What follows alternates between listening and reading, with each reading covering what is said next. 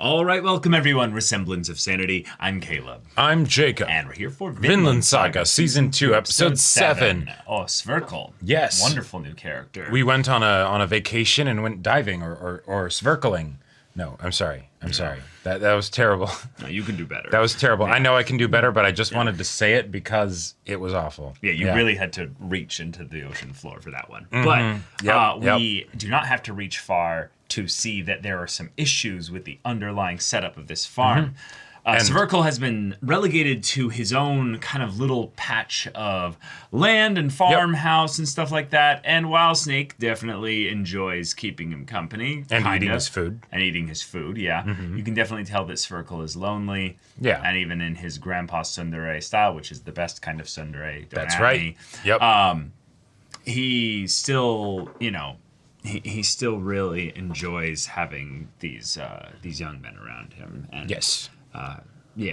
But things might getting upset at this farm sometime soon, mayhaps, possibly. Yeah, and that'll be interesting when it happens. Yeah, definitely. So, y'all, without further ado, let's get into this. Oh. Iron Fist Cat.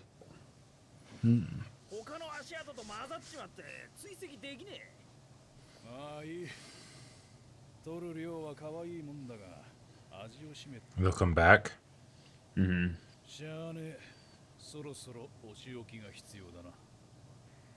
Oh. What if they end up trying to set up Thorfinn and Einar? Oh, scapegoats for the thieves? It's possible. Oh.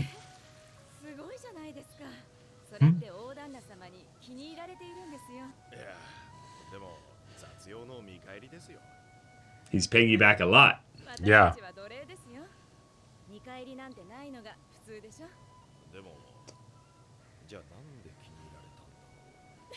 He's lonely.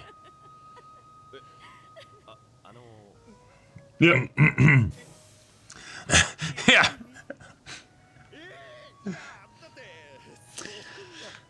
Oh, Einar.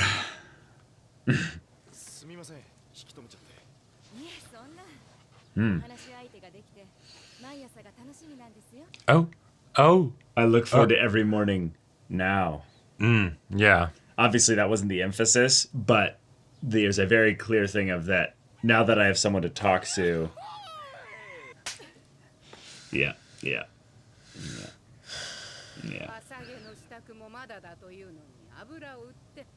Oh, damn. All right.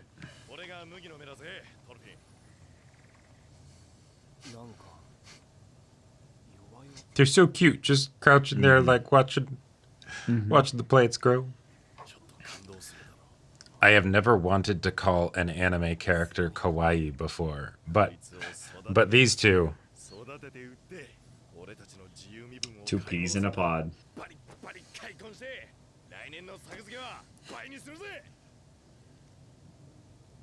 Oh, he's smiling. Yeah, imagine if she doesn't and she's like, wait, you guys are gonna be freed? I mean, talk about what you're being paid. Yeah. Share you guys info. Are getting paid?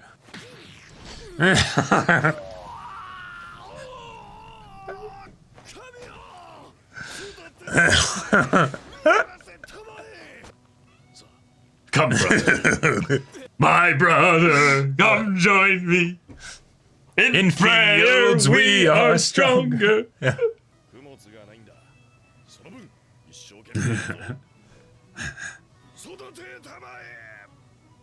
I have to see Thorfinn. With more feeling.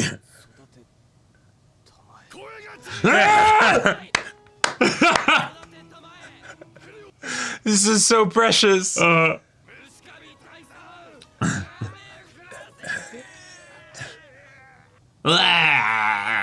my god. Oh wait. Yeah. I just had a vision of how this could fuck everything up.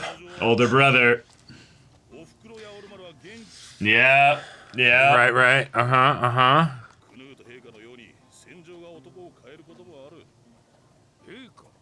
Yeah. Interesting. But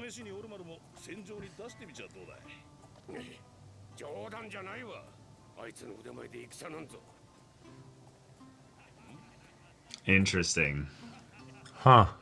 He's kind of sticking up for Olmar even though he gives him so much shit. Yeah. It's like maybe he doesn't like the way that Thorgil's changed by going, you know? Hey! At the thing! At the thing, yeah. The legendary thing. Ah, okay. There's the connection, okay.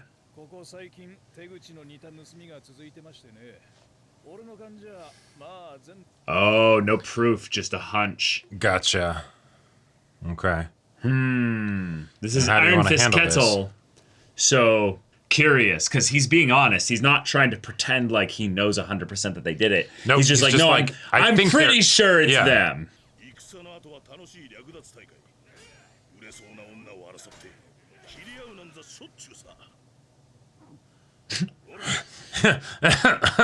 Almost like, wait, actually, That that's sounds a not- bit intense for me. Oh.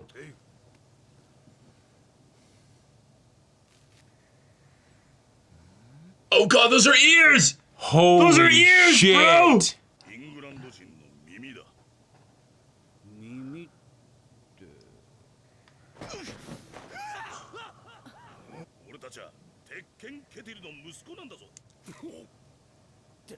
Oh.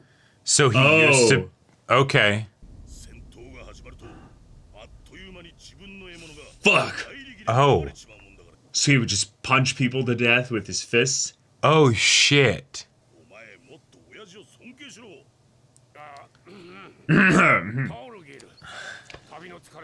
Yeah, damn, son. Yeah. You look tired, yeah.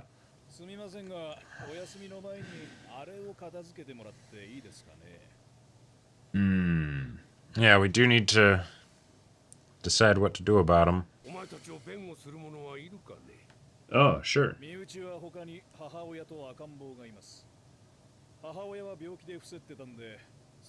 Fair, fair. All right. 父ちゃんはスノーで去年の秋野菜を売りに行ったまま帰ってこないです Yep, he sold a lot of vegetables and was just like, peace out. 某の子スノーリです。旦那様に時代の借金をしています。 Ah. Yeah. 一年帰ってこねえんだ。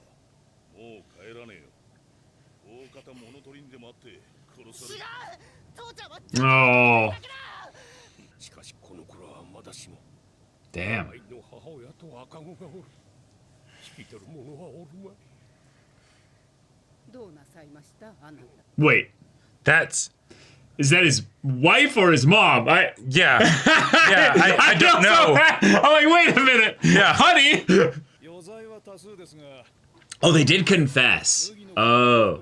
Ah, but they didn't necessarily do all the other stuff. But... うちの袋の底には旦那の名前。 Oh. Gotcha. Oh, that's a good tactic. なら話は早い。 Oh, jeez. 一本だな。 Yeah, That's I was how they would do thinking- things in an army. 妹はまだ小さいだいや、ああいった手前俺。 They did speak up, you know. Yep. Oh, shit. He's... He's scared of his son. Yeah. Yeah, he doesn't like who he's changed Because he's not into. Iron Fist anymore. Fuck. 私は反対です。死刑にも等しい仕置きだ。 Yep. 盗みの罰には重すぎる。 And also, That's they fair. do need him to work the... Just... the Yeah, as- general. 当農場の経理を務める身といたしましても、少年に重罰を与え Oh, no, but the girl. Oh, no. 切り落としては使い Oh, right, so But he's beat gonna them say, and "The then girl make is them work useless, for though." us. 盗みの損害と父親の借金を回収すべきです。 And their father's debt. Oh, Yeah. shit. 返してもらいましょう。仕事は旦那様が貸し与えた土地の耕作を奉公人として引き継がせます。今後盗みを働く必要もなくなる。 Well, 問題の解決です。 Yeah. very wise person. まったくだ。 And then is the older son going to speak up? Yeah. 以上の理由から。 Yeah, yeah, Here we go. Yep. さすがに全く折檻なしというわけにはいきませんよ。 Oh, here we go. ここ締めていかないと俺ら Although, to be fair, you don't want to beat them so bad that they can't work. しつけてやるのもこいつらのため。 Yeah, but these are fully grown warrior men. Oh, yeah. No, I know. They're gonna. 10回 Each? Or total. No. Each. Oh, yeah, here we go.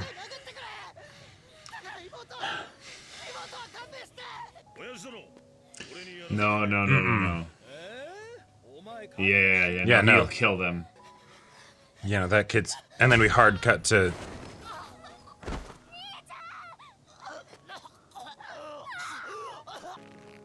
Fuck. This is a new side to Ketil. We've seen like hints of this, but I don't know if we've even seen hints. well, just the way in which he did seem to care for the slaves a little bit, Yeah. but like, 嘘なのだ。鉄拳なんぞ。 oh, None of it was ever true. 男は育児なしでは生きていけんのだ。 oh shit. God damn. 名士と呼ばれるこのわしが。 He's just a survivor. He just lived Yeah. long enough. He's probably haunted by all Oh, the yeah. death and the violence. お優しいことが悪いことであるはずはありませんわ。お苦しみは私が知っております。そばにいてくれ。お前がいなかったら。 Damn. Yeah. Holy Feels shit. nothing. Holy alright. shit, what a cool reveal here. All right. Okay. Shit. We got ourselves That's, some really, really cool themes being explored here. Yeah. Torgil being brought into the story in an overt and direct manner, and he's immediately challenging the status quo here Yes. in his own just kind of the way of that his presence brings. Oh, yeah. Because this yeah. is a guy that not only collects the ears of the people that he's killed, but has racked up quite a lot of them. So, okay. Or he's the sick psycho that goes around mutilating corpses just for fun after a battle. Sure. One of the things I love about Torgil is he looks exactly like I would expect a big brute Viking to look like. Yep. He's tanned from all the time on ships where Yep, he has no in the protection sun. from the Yeah. sun. He has his hair essentially been bleached, probably also just from exposure to the sun as well. He's scarred. He's got chiseled muscles. Yep, He's built. got trophies that are a bit psychopathic, and he's got a little bit of that cavalier aspect to violence here. Right. It's something where I'm actually kind of surprised that this is the first time we're getting this much of an, iconic archetypal, like, you know, The Viking brute, you know, character. like, yeah. yeah. It's because I think Snake was introduced already in the story and he wasn't that. Right. Snake was introduced in a way that showed that he definitely wasn't that. Right. He started reading a book. His intelligence and his desire to learn were shown first beyond Yep. his physical strength or his desire for violence. Right. This arc is doubling, tripling, quadrupling down on the idea that violence is not only one of the lesser answers to solutions to problems, but it's one that many people would actively like to avoid.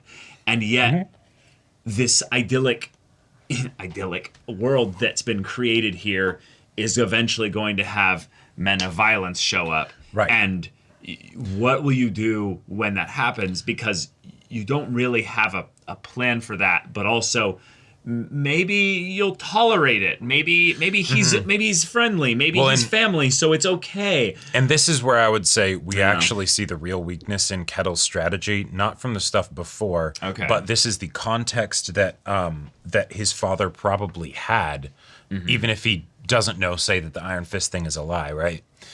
In that he is not actually strong enough in his conviction, backbone, whatever, to be able to keep a handle on this big empire that he's building here. So, like, yes, Torgo is the obvious example, but then there's other examples of, like, say, I guess his mother, who is treating his own slaves in a way that he, as of yet, has not treated them, right? He has such a distaste for violence. I'm sure that's not something that he would want to, be happening here. And yet it is happening as just a casual thing of this is another day in the life, right? Yep. And whether it's because he doesn't know about it, has turned a blind eye to he doesn't want to know about it, or does know about it and doesn't feel comfortable stopping it because I have to be I'm the Iron Fist, right? That's how it's supposed to go. That's how I've helped keep these people in check, Like, that's okay, yeah, there you go. You sit on a throne of lies, right? You're on a paper building and it's going to come crumbling down someday. Yeah. Now, he's done his best to keep it in this measured status quo setup here, to the point where he might have, if Torgo wasn't here, let them entirely off without any punishment. He would have basically said to his assistant guy, "Hey, no," or Pater, basically, "No, we won't punish them, but I will say to them that they will be confined to the farm until for the rest of their lives until this debt is paid." Or he would have just stuck with 5 rather than being like 5, 10. Yeah, exactly. Yeah, I agree. Yep. But one of the cool things about this is that, given that we have this focus on Einar and Thorfinn being ones who are people that both came from a world where they might have wanted to be warriors, now have been ripped from those worlds for different reasons, and also had their whole kind of paradigm shifted with regards to how they approach those kinds of things, at least on Thorfinn's side especially. But we can have them see the two brothers and see kind of the way in which they're kind of inherently different. And anytime we have kind of comparable, parallel, not antagonists, but like, because they're not really antagonists, but they're other characters that show a dysfunctional brotherhood to their growing functional brotherhood. Right. There's an interesting thing that the story is setting up here. Brotherhood and father-son relationship, right? Yes. Zverkle is not scared of them. Oh, yeah. But to hone in on what I was saying, though, I'm not focusing on the fathers. I'm specifically focusing on the brothers here, in that Olmar now has shot up in my mind in terms of character importance, because I thought it was going to be the story focusing on how he wants to leave, ends up leaving, finds out that war is not all it's cracked up to be. And either his brother teaches him that, or his brother is just a reflection of that. But that happens elsewhere. That's another story. But now that he's here, it's the thing of, oh no, we're going to bring this into direct opposition, which means at some point, Thorgil is going to see Einar and Thorfinn, and there's going to be sparks, there's going to be stuff, and I'm so excited to see how, in this society where we have Ketil and Snake kind of running things for their own specific groups, where this meathead of chaos kind of bumps into things and causes problems. So I've got a prediction for exactly, and it's actually rather clear cut, except for one variable, and that's Snake. As far as how this is going to go. So right now, the big reason why I would say that Ketil is not in actual physical danger of his son is because Snake is here. And Snake seems fairly reasonable. He is on his payroll. He's been there for a long time. And apparently... he also commands men. He commands men, and he also taught Thorgil everything he knew, right? Well, before he went off to battle, right? Yes. So things could theoretically be a bit unstable there, right? But that's something that is on Ketil's side of, beneficial things here, right? Absolutely. However, my prediction is that when Thorgil realizes that Ketil is not really the Iron Fist, whether in actuality and that it was all a lie, or he's old, he's weak, he's not that anymore, is that he is going to he's gonna see something that he wants in the slave girl that attends Ketil. And Ketil's going to be real protective and be like, no, you can't. He's going to be protective, but he doesn't have backbone, her. and he doesn't actually know how to stand up to his son. Right. And they directly foreshadow that because of him saying, and men would fight and kill each other over the women they wanted to sell. Yes. Yeah, that was directly potentially foreshadowed. And so I don't know how Snake will play into that, because I feel like he would be the immediate obstacle to that. Snake doesn't live on the immediate property. He doesn't. He's going to be in his own little outpost. that is a good point. He doesn't live on the property. far away. Yeah, he could be too far away. I was thinking maybe it's no, what are you actually going to do, Ketil? Right, you know? right. But if it's not that, then suddenly you have a situation where then Einar and Thorfinn, Thorfinn, because Einar is, freaks the fuck out, right? Then get roped into this, right? I feel like that's a loose loose connection there. They wouldn't necessarily be in the house of. No, totally. Not when it happens. I'm talking about aftermath after the fact. Oh, yeah. I don't think Einar has enough of a cool head on his shoulders in order to keep from doing something if he goes to have one of those morning conversations the next day and she doesn't show up, or she does, and he's able to figure out what happened, right? Yes, the writing, I think, in that part is very much on the wall. Yeah. And when that happens, Einar won't be able to do shit.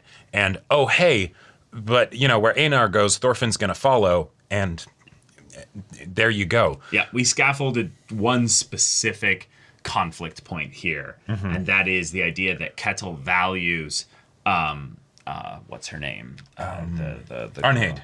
Arnhade, yeah, a lot. And one of the things I wanted to focus the majority of the discussion on is this idea of men being so locked into the lies and false persona of this warrior image that they can't actually be human. That's something that terrifies Ketil when he sees Thorgil, because he realizes, oh shit, the person I pretended to be, my Thorgil son actually turned into that. He actually turned into that. And I never made my peace with this false persona that I've created. Yep. So and now it's literally coming back to haunt me. Exactly. I'm literally seeing it come back to haunt me. It is a ghost of his past that doesn't really exist, and yet this son he has is breathing, talking, wishing violence, and ear necklaces, and throwing ear necklaces around. That is one of the most terrifying things I would imagine as a father, given how much this story focuses on fathers, to then see the monster that you didn't necessarily create, but you maybe inspired. Right. And then they come back seeking your approval to be like, oh, yeah, look at this. Yeah. I'm now a man of violence. Yeah, no, watch me, father. I'll beat this kid for it. Instead of Snake. Yeah. Yeah. Oh yeah, I'll hold back. Don't worry. I'll pick him up off the ground with one hit. Yeah. I love that this story is doing this, because one of the things that I don't see often enough in the stories where a character is servicing a woman slave in this regard is, rather than going for they're taking advantage of her. Right. Well, he might have been, but in this moment here, he's specifically just weeping and trembled. The power dynamic is fucked in multiple different directions. Well, it's just I'm not wanting to focus on that. I'm just wanting to focus on the idea that he's specifically unveiling every aspect of himself here. And yet he has no relationship with her, really. Nope. She shows no emotion with this. And yet this is the only place he believes he can do this. This guy has a father out there, Sverkel. Yeah. He does not believe he can tell him any of this. Right.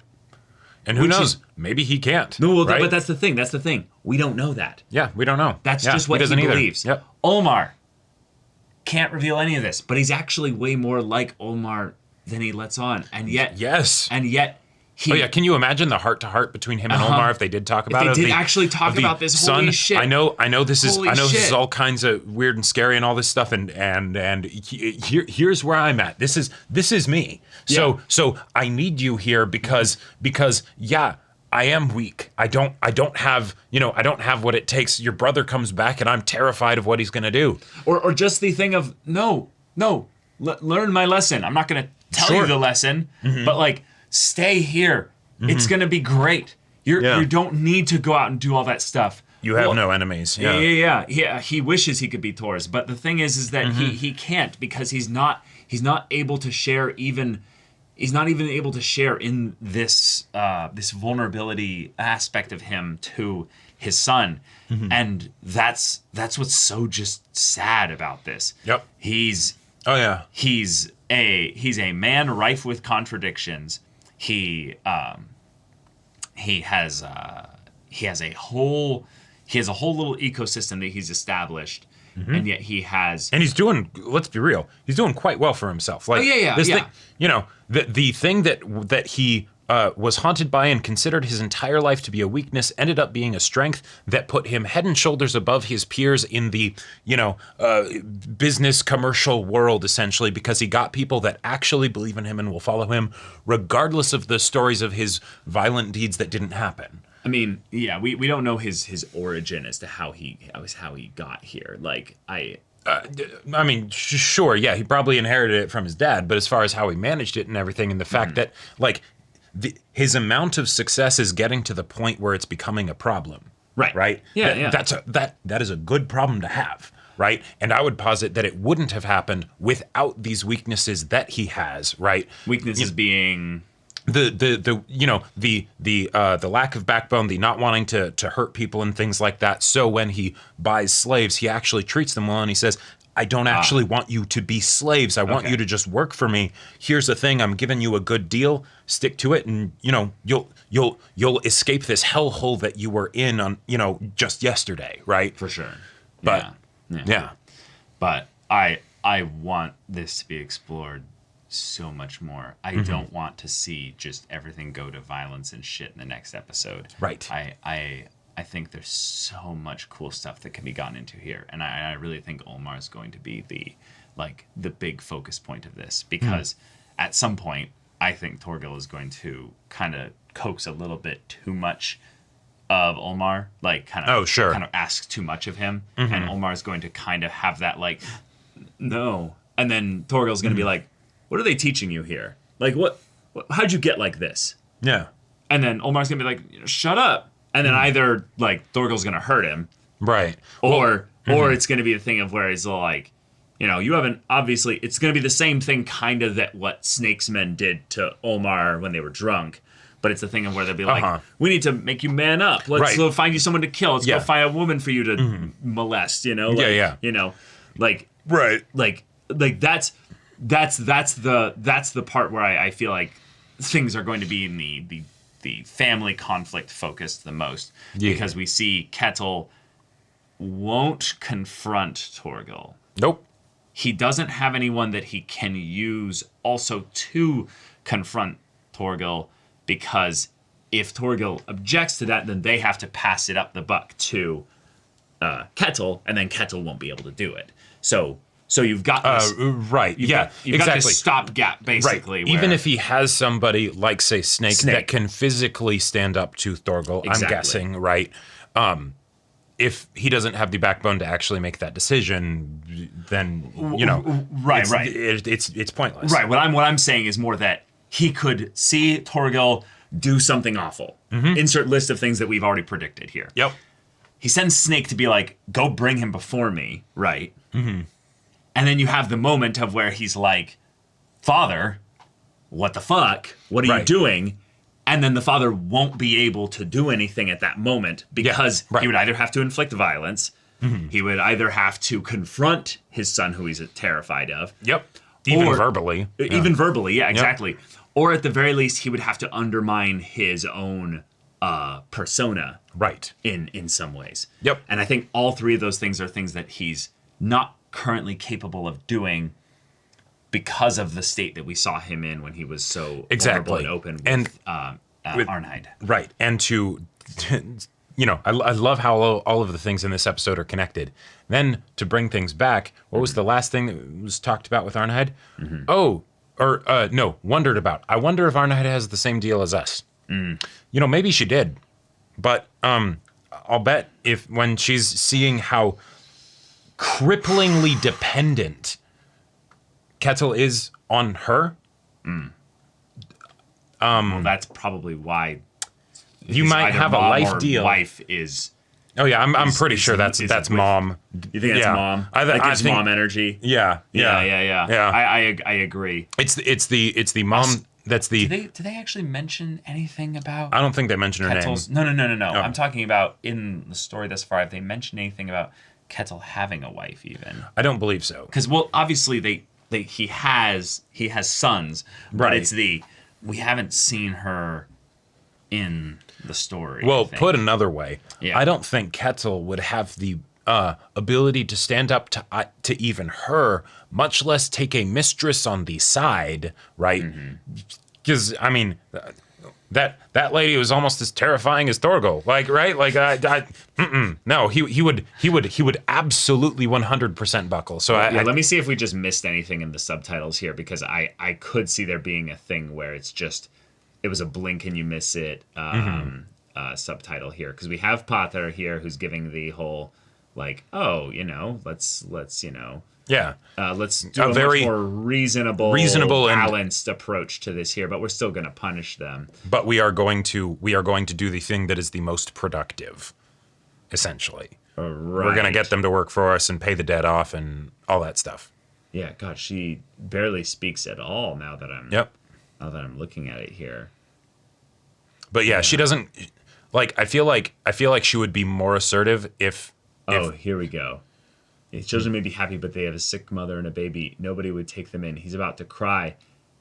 And then she goes, "What's the matter, honey?" And then he freaks out. So it's almost like she knows. Yeah. She knows. And she's trying to be like, don't let them know. See, but that totally that's gives mother me energy. Yeah, that's mom energy. And then the reason that she's here is probably because the fight with Sverkel and things like that. Sverkel, because he's so proud, probably left on his own. He's like, fine, I'll just go somewhere else then, And she stays behind, right? Right. But yeah. Oh, okay. Well, props to everybody here trying to handle Torgo, but also I really liked how Snake navigated this as well. Yeah, he was very matter of fact of like, boss. Even the thing of the like. Which I almost expected Torgo to like, raise an eyebrow at. But the fact that all of this stuff happened and everything, respect the Iron Fist. And then Snake's like, Master, before you go to bed, we need to deal with this, right? That was essentially him, granted as an employee saying, this is important, sir, right? But he was kind of directing Ketil to do something different than what he wanted to do, right? Well, I like that. I like that Snake, if anything, is being put in a position where he's able to basically say, no, this needs to be addressed. Right. If you're not addressing this, there will be problems.